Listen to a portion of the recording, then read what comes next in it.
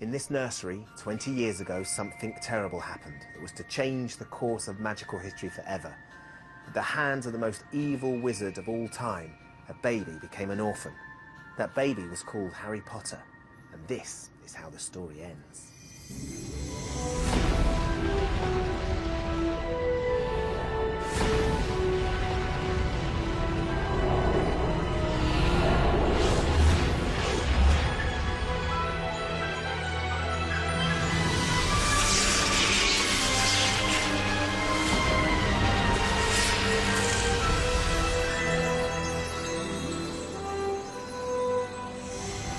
10 years ago, the Philosopher's Stone hit the big screens. It was the eagerly awaited cinematic arrival of Harry Potter, following the huge success of the books by J.K. Rowling about the young boy wizard and his battles with unimaginable evil. No one could have predicted what would happen next, that the films themselves would go on to become part of the phenomenon, watched by literally billions of people worldwide and catapulting the young stars into the stratosphere. A decade later, who could have imagined this young girl as a worldwide fashion icon and these two angel-faced boys actually shaving? Harry Potter and the Deathly Hallows Part 2 is the 8th and final film in the series that has followed the stories of the young boy wizard on his quest to save the wizard world from the evil hands of Lord Voldemort, in the knowledge that in the end, only one of them would survive. We've come behind the scenes to discover some of the secrets that went into the making of this final instalment of cinema history. We'll see how the filmmakers created the mother of all battles and destroyed some of our favourite Hogwarts landmarks. Just went on going, who's done this then? Who's been this careless? We find out what happens when Ron and Hermione finally get together. The first take, just kind of leaning in and then his face is getting closer and closer. And as we come to the end of an era, we'll hear how the film stars are feeling as this chapter of their lives comes to a breathtaking conclusion. I'll never be able to explain to anyone that I meet new that what my life has been like.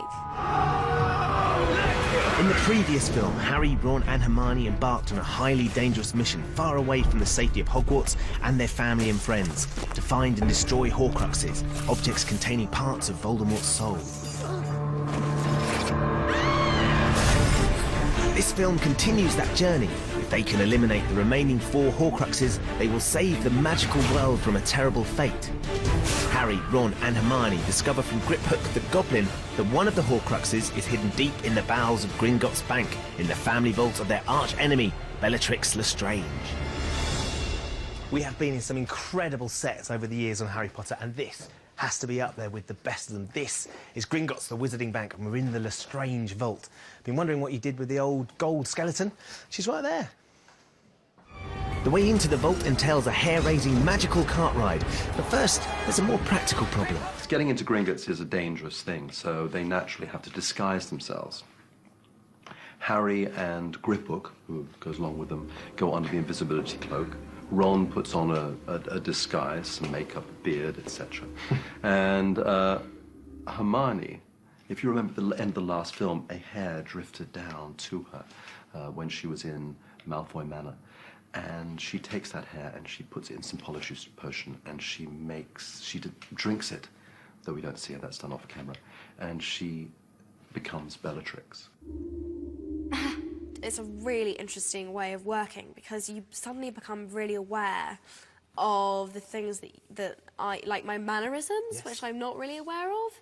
But watching Helena do me was bizarre. She's uncanny, isn't she? She's uncanny. Well, you can imagine. Hermione's Bellatrix. Those are two quite different people, and it's not altogether comfortable for Hermione to be Bellatrix, to put it mildly. I wish to enter my vault. I was going to say, you're actually looking relatively demure. I'm demure because actually I'm not Bellatrix today, I'm Hermione. This is Hermione's version of Bellatrix. There's not enough leather for my liking. No, because, you know, she's pure. She's not, well, Emma described her because I got lots of notes. In fact, we could even see them on my text. She gave me some homework for how to play Hermione. Did she? Yeah, and she said prude, you know. We were sort of comparing the two, Bellatrix and Hermione. And when I got to play her, which is my life's dream, everyone wants to play Hermione. Why not? And it's great, also, given that I am 43, to act opposite those two, because then I now suddenly think, God, I'm 17 again. Let's see if I've got them on my... OK, Emma, thank you for being so sweet. Oh, Katie went, definitely, I just really appreciated... Oh, she's so nice to me. Hang on. Hang on. We are. Okay, then I asked for some more notes, and it's funny, I don't know where it's gone. At first, it was a bit nerve-wracking, because she hasn't got, you know, a hump, Emma. Or doesn't talk, you know, or, you know, doesn't have a limp or something. She's much more introverted than Bellatrix, but there's a lot of worry going on, you know. And then she does this thing with, she does sometimes use her chin. That's my one, you know, she just does, yeah. It's like that. Hey, Ruth, how you How doing? you doing? Good to see you. I have to say, this is just I quite know. unexpected. How is Quite it? good looking, isn't it? Yeah, it's all right. It's itchy, but... Does it take a while to get on? It takes about an hour, yeah. Explain what's going on in this scene. This is like kind of the carts that go through all the kind of underground... Through the vaults and down to tracks. get to you. Yeah. So yeah, it's good. It's quite a fun one, this one. It's quite a good laugh being up there on the rig as well. Yeah, it is actually, yeah, it's quite good. Stuart, who designs the movies, was advising the Orlando theme park at the time. Was he really? I don't think there was a bit of cross-fertilisation there. I'm sure he came back and he said, and the car kind of does that and then it goes around here. And I said, Stuart, this sounds great, but this is like a theme park ride. What was that, Griphook?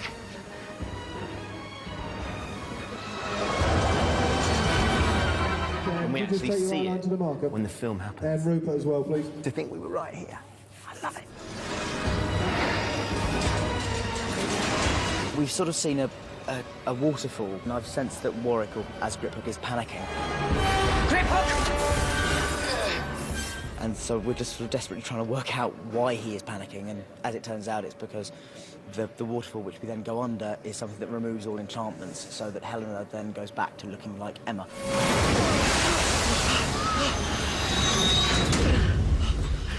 And then all hell breaks loose. Do you know what? It just sounds like the average person trying to get a loan out of the bank at the moment. Do you know what I mean? There's all these... That's what I love about Potter. It's entirely relatable. Gringotts Bank is staffed by goblins, played by a cast of 60 short actors, all wearing complex prosthetic makeups and all required on set at the same time. This caused something of a logistical challenge for makeup effects designer Nick Dudman. If it takes 2 to 3 people, makeup artists, to apply each of these makeups, you suddenly end up needing over 150 people Goodness me. just to get the makeups on in the morning. I had to bring in a load of makeup artists, some from Europe. I think we had 15 different nationalities all in one room, to get people who had the relevant skills and experience to be able to put these makeups on. Prior to the shoot, it took Nick's team 8 months to produce these prosthetic masks. Each was made specifically for the actor wearing it. And can you believe that every single hair was individually threaded? I'd imagine for the first time on set, you guys were the majority. The short actors were the majority, and that must have been quite strange, but quite satisfying. Absolutely, yeah. There were more short people on set than certainly average-sized cast member, if not crew members as well. And it was quite lovely because it's instead of sort of feeling out of place and slightly on your own, you're suddenly surrounded by like-minded individuals and like-sized individuals, which was really quite fun. After the break, we'll reveal how the filmmakers created the epic battle scene that will seal the fate of Harry and Lord Voldemort, and from which only one will survive.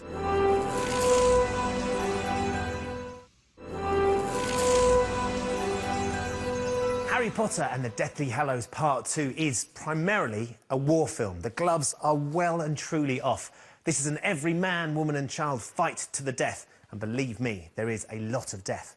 But it all comes to a head here, at Hogwarts, a sanctuary for generations of witches and wizards. One of the best kept secrets about Harry Potter is that Hogwarts doesn't actually exist. Bits of it have been filmed all over Britain, in Durham, in York, in Alnwick, and parts of it have been created as sets here at Leavesden Studios. They've taken their inspiration from buildings all over the world. But you do get to see the whole Hogwarts every now and again in the film, which I always assumed was done digitally in the edit after the film had finished, but I was wrong. Just have a look at this.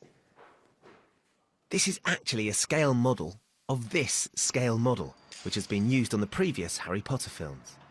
Hogwarts has always existed as a model. There's a beautiful model at Shepperton Studios. It's huge. It's been made by all these model makers with great love and attention. We would have these 3 or 4 or